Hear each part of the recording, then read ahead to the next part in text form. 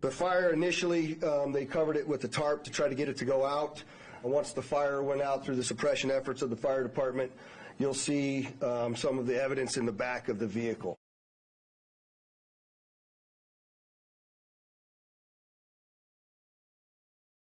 The fact that this was a Cybertruck really limited the damage that occurred inside of the valet because it had most of the blast go up through the truck and out. The front glass doors at the Trump Hotel were not even broken.